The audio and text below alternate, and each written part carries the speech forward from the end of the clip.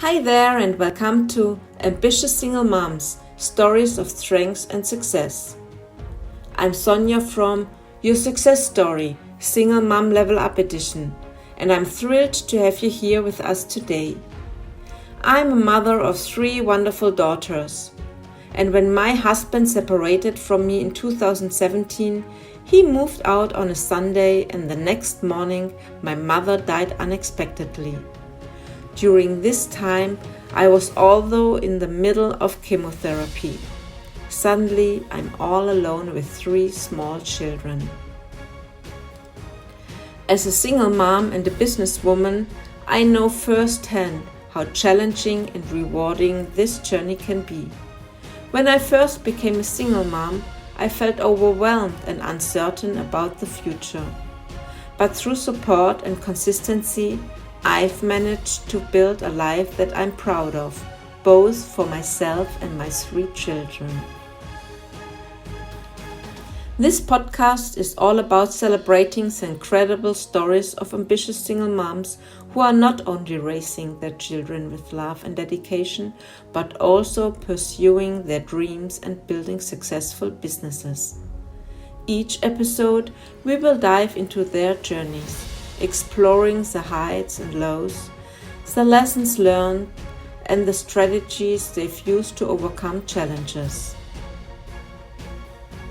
My goal is to inspire, motivate, and provide valuable insights for all the amazing single moms out there who are striving to create a better future for themselves and their families.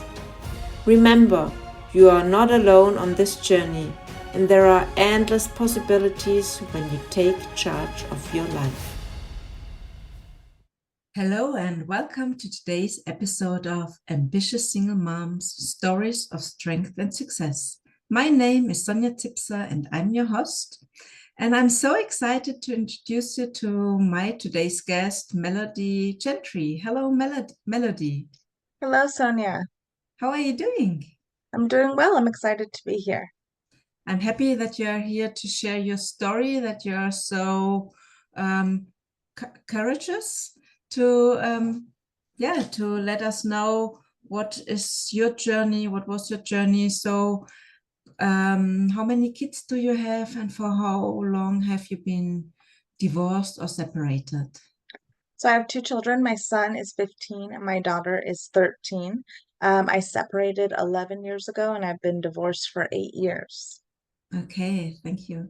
So what is it that you want to talk and share with us today?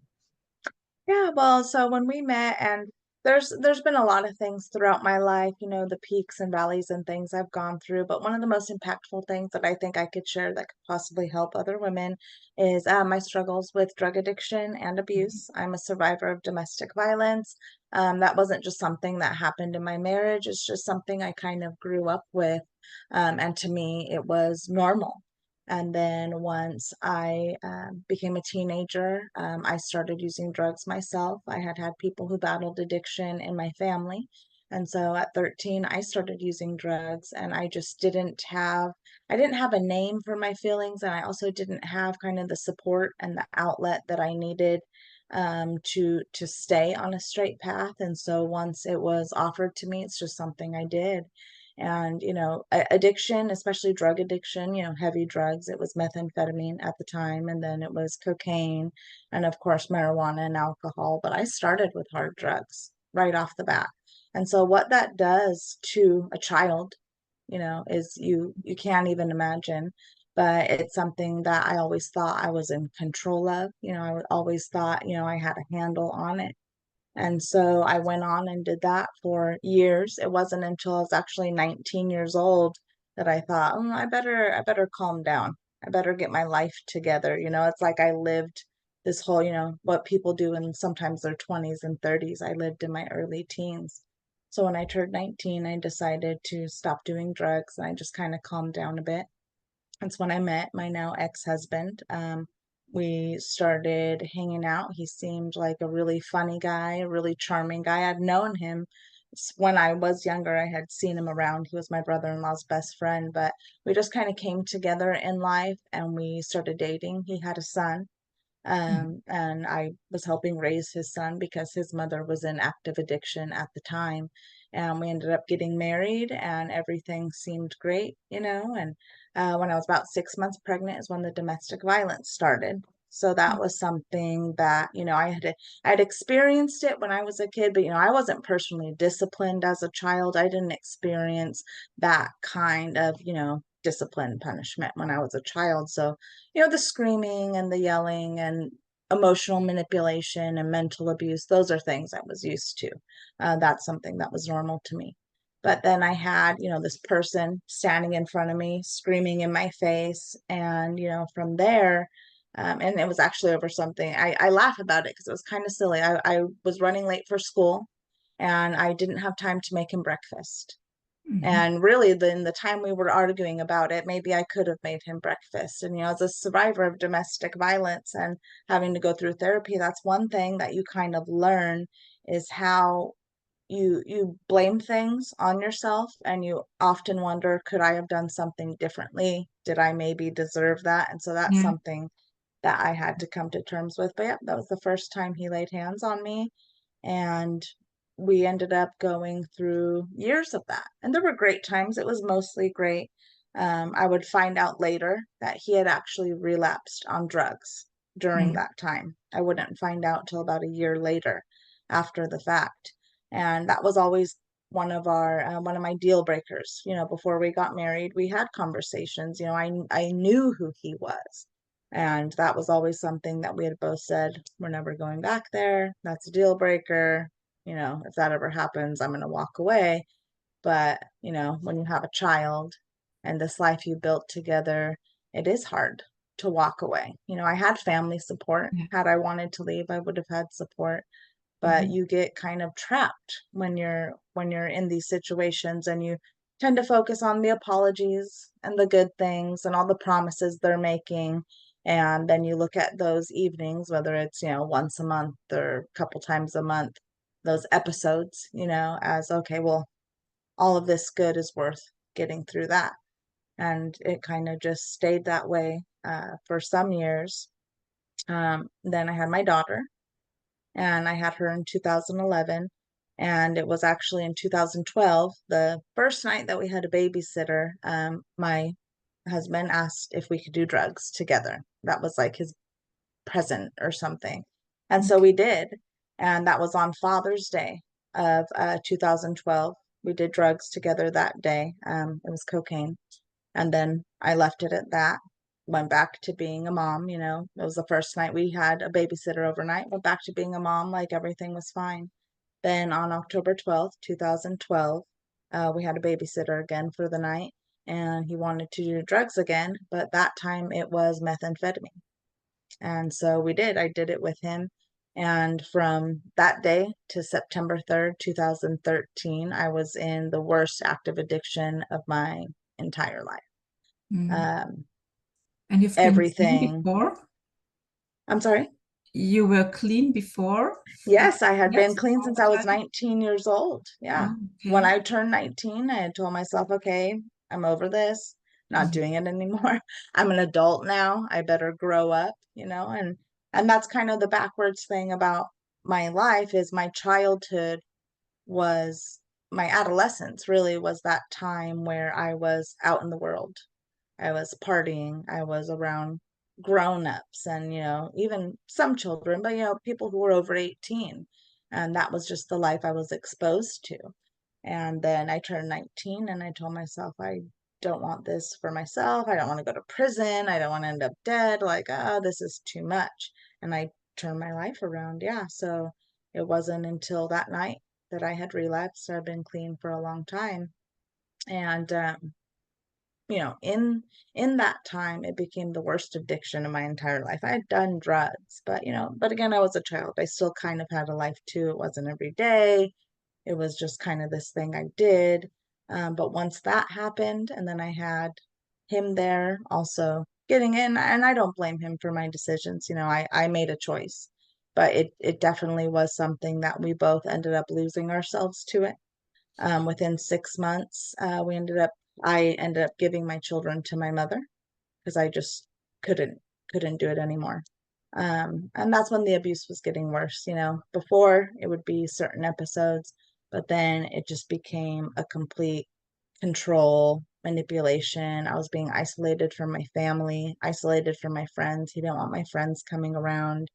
And, it seemed like no matter what I did or tried to do, I just keep going back to the drugs, keep going back to the drugs. It was the summer of 2013 that I found out he was shooting up. It was IV meth use. And when I found out, my kids weren't home. It was just me and him. And in my brain, and I don't know what my pattern of thinking was, but he had one and I had never done it. And I remember telling him, well, because he said it was his last one. I was like, well, you're going to give that to me and then that'll be it. But that was the worst decision I could have ever made, because from that moment, so that was just before Mother's Day of 2013. So from there until September was, when everything really unraveled, when everything completely unraveled in my life. And then obviously the violence got a lot worse at that point, because once you open those doors, it's like the floodgates open, all reason leaves the window. And it was a really depraved time in my life. It's a really desperate, depraved feeling that kind of addiction gives you. And it's something that I used to feel some guilt and shame about, um, because of what it did to my family and what it did to my children. I took responsibility for, giving my kids away. And that's something that they've had to go to therapy for. That's something we've had to go to therapy for together. When I first came back after that, they were afraid I was going to leave, and so that's something that I had to 100% take responsibility for, forgive myself, forgive my ex-husband, to be able to find a path forward through it. So you left him, you told me about a situation where you didn't do dinner for him or lunch, and it Lunch. escalated. Yes, and it was for Yes. you the wake-up call, you said. So that was the time you gave your kids to your parents or your mom? Yes. Yeah. So that day, I didn't know he was coming home for lunch. I had gotten my kids some fast food. I hadn't gone to the grocery store. So I had just gotten my kids some fast food for lunch. And he came home and I didn't have anything to make him.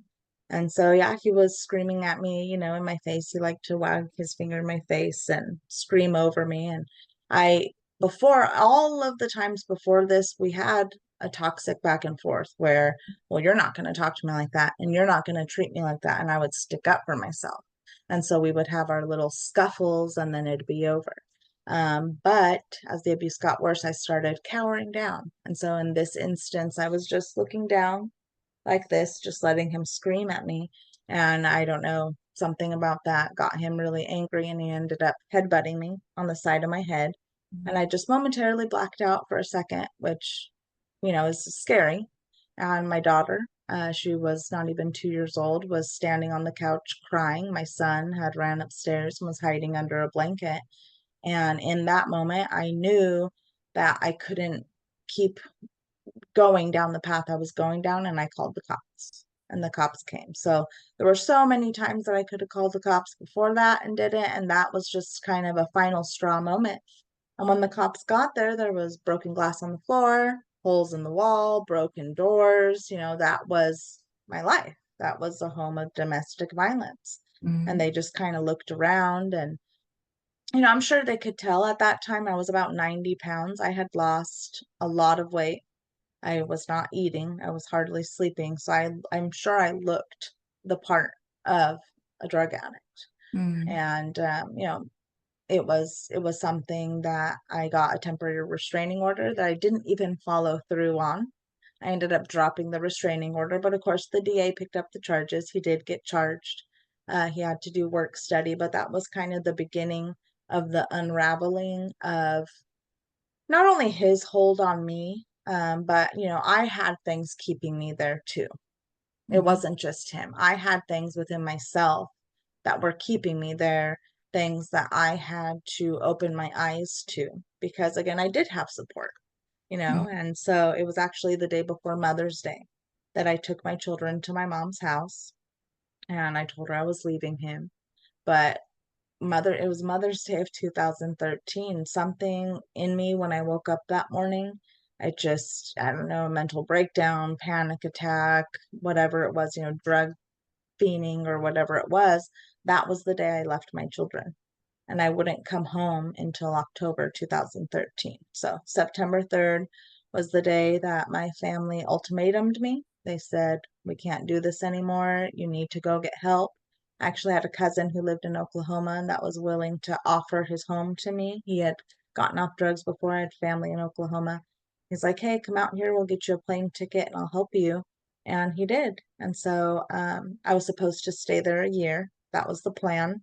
But within a month of being clean and away from my kids, that motherly instinct woke up in me, and I cried and I begged to come home, and they let me come home under certain stipulations. And so that's how I was able to get out of the addiction. I submitted to random drug testing, and anytime I kind of felt myself, you know, feeling a certain way or whatever, I would tell my mom, you need to drug test me soon, like whenever, just to kind of hold myself accountable. And of course, that alone isn't enough to keep you away from drugs because you can still Mhm. do drugs. You can disappoint people all you want. But Yeah, for me, that it's was enough. yeah. Mhm. Yeah. Oh, I just had goosebumps when you told your story, and yeah, it's so amazing that you had help, people who accepted you to come and stay with them. That's not always the case, but so important that you really leave the situation and go somewhere else, and and that you left your kids to refocus on yourself. And did you go to therapy there, or did you do everything on your own, or how did you manage to Yeah. do that? So I really, the first couple weeks, I just slept and ate. I just slept and I ate. I would go on walks. He lived off of Route 66 in Sepulveda, Oklahoma. I would go for walks. And then on his birthday, we went to this barbecue restaurant and someone had come in for an interview or to start their first day and they had holes in their shirt and stuff. And so I went to the front, like, are you guys hiring? And the lady looked at me and she's like, not for the front. I was like, I'll do whatever. And they were hiring for a dishwasher. So I actually became a dishwasher at a barbecue restaurant, and he knew I had some skills in the kitchen once I started working there. So for lunch rush, I would, prep chickens and make things. And so I kept myself busy. I slept and I ate, and then I had a couple weeks of keeping myself busy working. And that's when, and actually it's kind of a sad story that I can share, and it's something that really impacted my life. And so I'll share it. So my mother called me. I was about a month clean at this point. My daughter was 2 years old, about 2.5 years old. And so she was walking down the hallway with her on her hip, and my daughter saw a picture of me on the wall. And, 2.5 years old, she asked my mother, is that my mommy? And my mom said, yes, honey, that's your mommy. And then she looked at her and she said, thinking, she said, you're not my mommy? And my grandma said, no, honey, I'm not your mommy. And this little girl looked at my mother and said, does my mommy love me? Mhm. 2.5 years old. And when my mother called me and told me that, that's what absolutely, it shattered me. It broke my heart.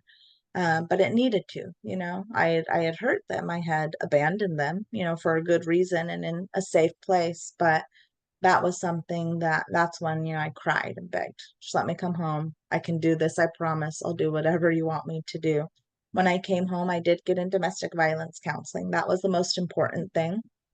That was kind of the root of everything, was the violence and the abuse, not just what I had suffered in my marriage, but things I had seen when I was really small. And learning the patterns of control, how people try and control you and the things they say to you. It's really all textbooks. Like it's in a textbook and they say the same things. Oh, no one's ever going to love you as much as I do. You'll never be anything without me. You're nothing without me. You're not going to make it without me. All those things, those fear tactics, that they use to keep a hold on you. Threatening to take the children. Oh, no one, I'm going to take the kids. You'll never see them again. And you believe it. Even Yes. other women, it was a group therapy, and there were these women, and they'd believe it. And they'd kind of try and, you know, bow down, cower down to these men because they, you know, they had been stay-at-home moms, so they didn't have the kind of income, you know, my situation as well. Luckily, I had support from my family, but you know, Mm. when you don't have an income and you feel like you don't have support, and someone's saying, "Oh, well, look, I have this job and I make all this money, and I'm just going to take the kids from you and you're never going to see them again." And women all over the world believe that, and it keeps them held in Yeah. that place. Yeah, but it's not the truth. You No, know, it's not the it's truth. as I said, it's all over the world. The women who don't have their own money, they always stay stuck in a relationship because they are afraid that they're not able to support themselves and the kids. Because Yeah.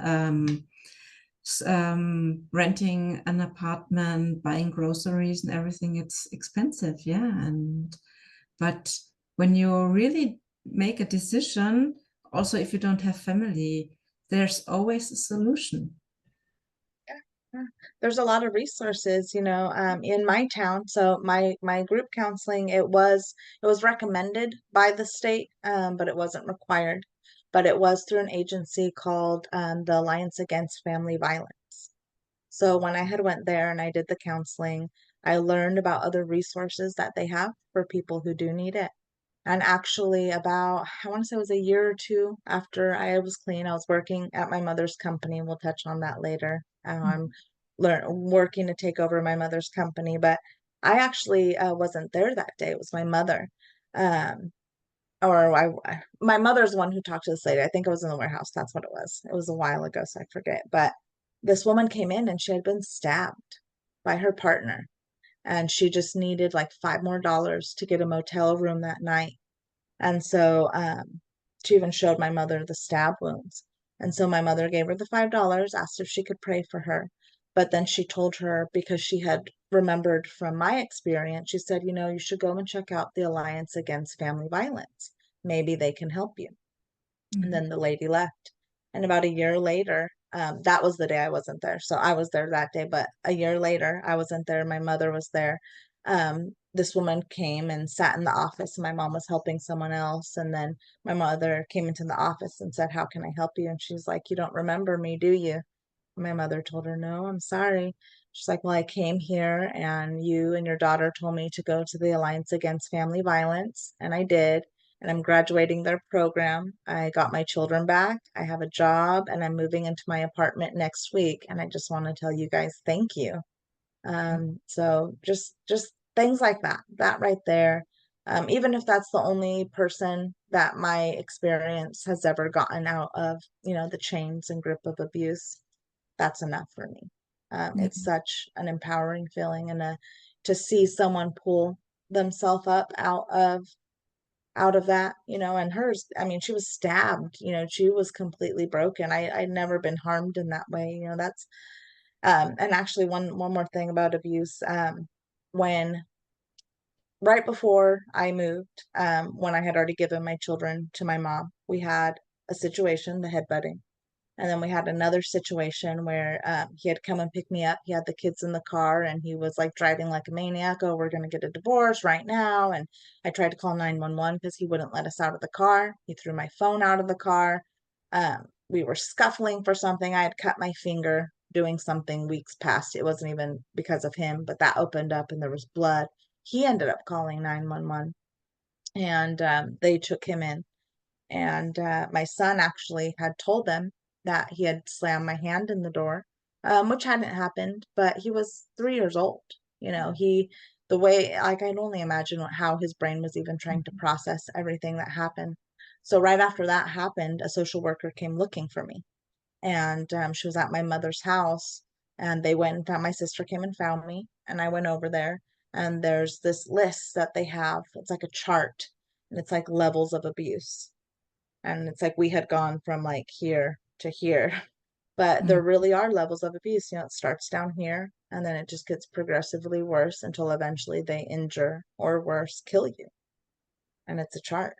And so, you know, abuse always escalates. It never gets better until there's accountability, until there's some form of therapy or something.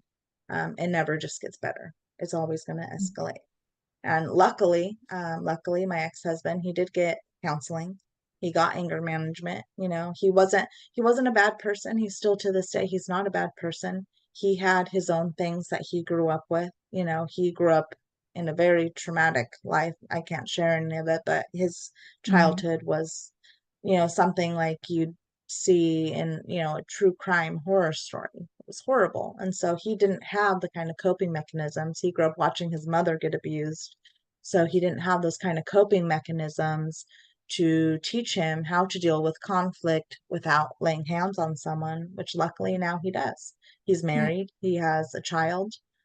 He's been married for a few years now. And I not because of me, but because of the hard choice I had to make, he did the work, and he won't ever be that person again.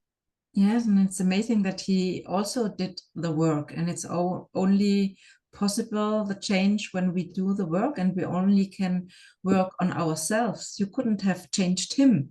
It was up to him to make that change, and he needed these escalations as well. So there, it's fantastic that you both learned from that. And so you also spoke at the beginning about forgiving him and yourself and everything. So how do you do that? What did you take courses about personal development and everything, or what did you do? So at the time, I was in therapy, and so learning boundaries was my biggest thing. Learning boundaries and how to set boundaries with other people and myself was really important. I got myself back in school, so I was developing my mind. I got my associates in psychology, so that's something I was working on finishing. And then I was also heavily involved in church. I was a children's director in a church ministry, so I was serving others. So I didn't take a personal development course, but I was doing things to develop myself. And within all of those different areas, I was able to learn how to forgive myself, learn what I'm truly capable of. And then I had lots of people around me who were supportive. A lot of people, my mom is a women's director at that church, so they had known me since I was a small child. And, they saw my mom pleading and crying at the altar for me all the time. Some people, they can go through things like addiction and you never really know, on the outside, you never really know. But for me, in those 11 months, it was, within 3 or 4 months, it was 100% apparent something was wrong. Because I lost a drastic amount of weight. I normally, at a healthy weight, am about 150, 160. I was less than 100 pounds within just about 4 or 5 months, and I stayed that way. So I looked sick. So they had seen that, and I had a lot of support. I was finishing school, taking psychology courses, which I've always been really interested in psychology and philosophy, so those helped a lot.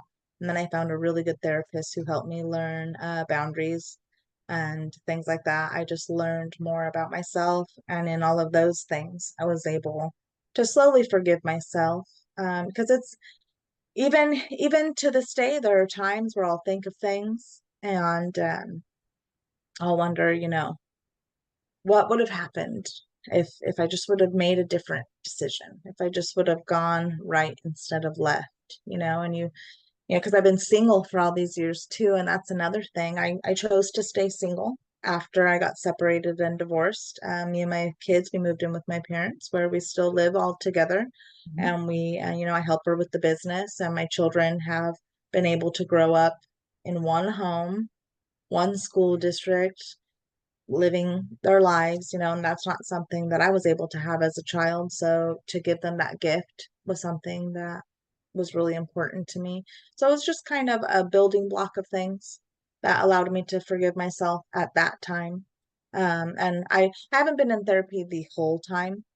It's been over 11 years now, but I kind of will touch back into therapy and getting help with certain things that I'm struggling with anytime I need to. I listen to a lot of self-help, a lot of stuff about habits. And habits is the biggest thing, you know. What we do every day is who we are. We can say we're this person, but it's literally our habits that make up who we are. And, you know, our thoughts and our actions are the Absolutely. biggest building block to our habits. Yeah. Yeah, you mentioned that your ex-husband, he told you things, you will never be able to find someone else. But it's not only what other people tell us, it's also our self-talk that's so important, and that we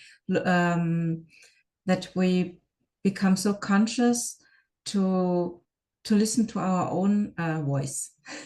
What Yes. the Yeah. voice is telling us all the time, if we are capable and able to do something. And yeah, only we can know if we are able to do that, because we know our strength and where we need more help. And so how could someone else from the outside tell us if we are able to do something? It's Yeah. only I know what I have, what knowledge I have, and what knowledge is missing. So yeah, that's something. Yeah.